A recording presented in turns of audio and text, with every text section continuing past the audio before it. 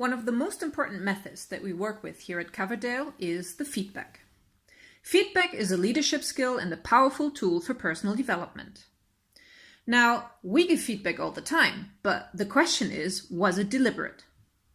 If I roll my eyes at somebody in a meeting, now that is giving feedback.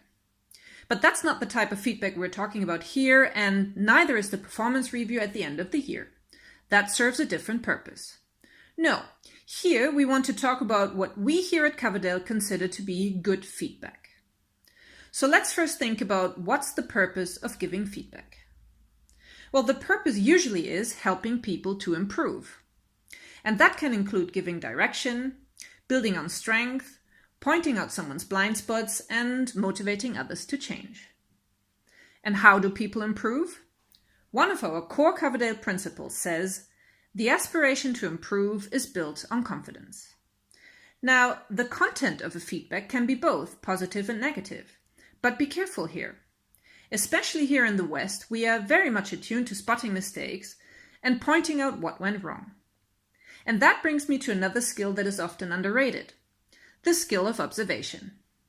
From all the observations we make every second of every day, our brains are wired to filter out only those that are deemed important. And what that is depends a lot on our mindset and on our skill to observe. We see what we are looking for. And as leaders, our job is to catch people doing something right.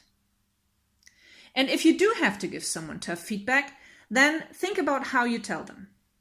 Good feedback should be helpful and constructive by giving specific examples of observed behavior and actions and their consequences. And it should be timely. Start by reinforcing the positive, because if you start with the negative first, chances are people will not hear the positive later.